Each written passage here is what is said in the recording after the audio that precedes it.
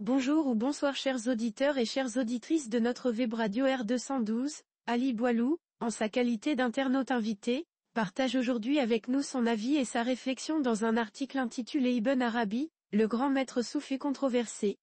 Plongeons ensemble dans ce texte fascinant, maintenant disponible pour vous en podcast. Ali Boilou ouvre son propos en mettant en lumière la complexité de l'œuvre d'Ibn Arabi de la manière suivante. Étudier l'œuvre d'Ibn Arabi, Shaykh al-Akbar, surnom donné à titre posthume, n'est pas chose accessible à tous. Et pour cause, sa doctrine synthétise tous les domaines des sciences traditionnelles, de la jurisprudence à la métaphysique.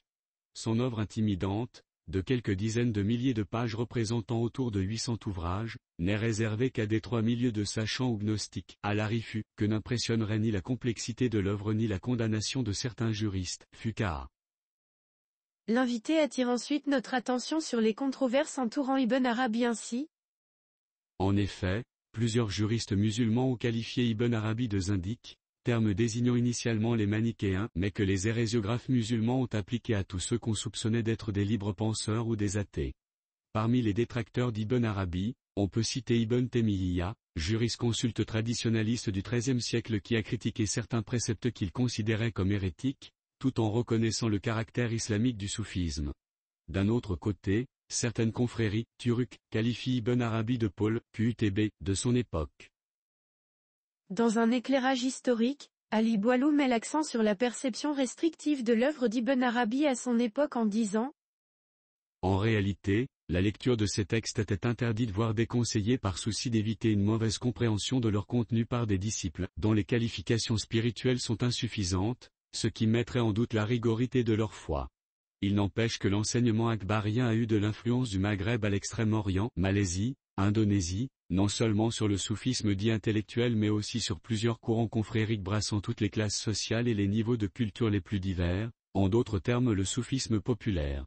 La fusion entre ces deux courants est bien mise en évidence dans le livre de Jacques Berck, islamologue français, 1910 à 1995, consacré au soufi marocain Al-Hassan al-Yuzi, 1631 à 1691. Ali Boilou enrichit son analyse en citant des ouvrages liés à l'héritage d'Ibn Arabi. Plusieurs autres livres font référence à l'œuvre d'Ibn Arabi dans l'histoire du Maroc, notamment Salva al-Anfa du soufi marocain Muhammad Ibn Ja'afar Ibn Idriss al-Qahtani né en 1858 à Fès et mort en 1927. On peut citer également Kitab al-Ibrid Ahmad Bey Al-Mubarak, mort en 1743, et disciple d'un grand saint de Fès, Abd al-Aziz Bey Al-Dabag, mort en 1719. Ce dernier était complètement inculte, mais on ne peut plus inspiré et visionnaire dans son interprétation d'Ibn Arabi alors que son disciple Al-Mubarak était lettré et un lecteur assidu de Shaykh al-Akbar.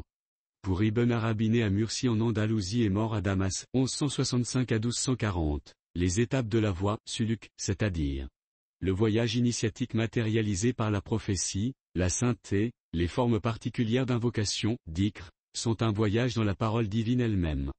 Pour lui, la révélation n'est pas seulement message, discours de vérité, mais également loi.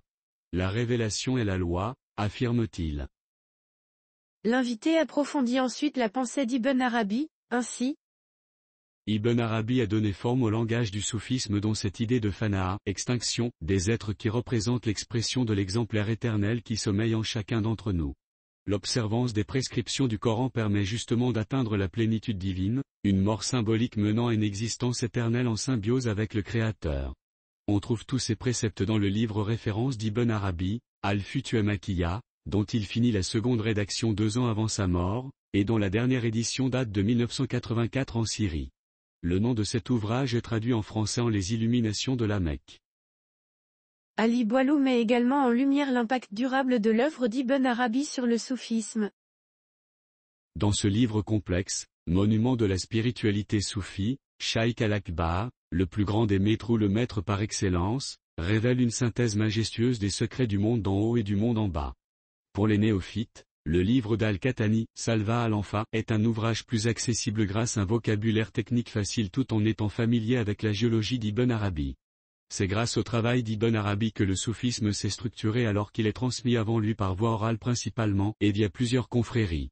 L'œuvre d'Ibn Arabi ne se revendique d'aucune confrérie particulière. De même, il n'y a jamais eu à proprement parler de tariqa akbariyya. On parle plutôt de flux spirituel ou de chaîne de transmission initiatique akbarienne, silsila akbariyya ou kirka akbariyya, ininterrompue jusqu'à nos jours. Elle a réponse à tout, ontologie, cosmologie, prophétologie, exégèse, rituel, angélologie, et ce n'est pas pour rien qu'Ibn Arabi revendiquait la fonction de sceau de la sainteté mohammadienne.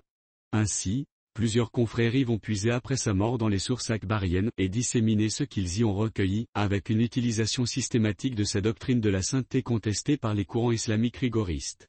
Paradoxalement, ces contingences historiques ont participé à l'évolution du soufisme et à sa postérité initiatique appartenant au patrimoine commun.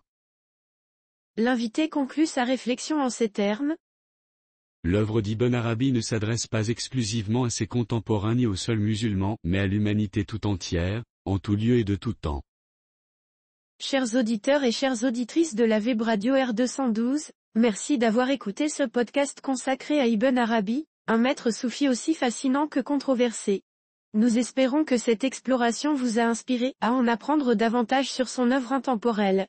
On se retrouve très bientôt pour de nouveaux moments de découverte et de partage. Avec toute notre gratitude, à très bientôt si vous le voulez bien. L'équipe de R212.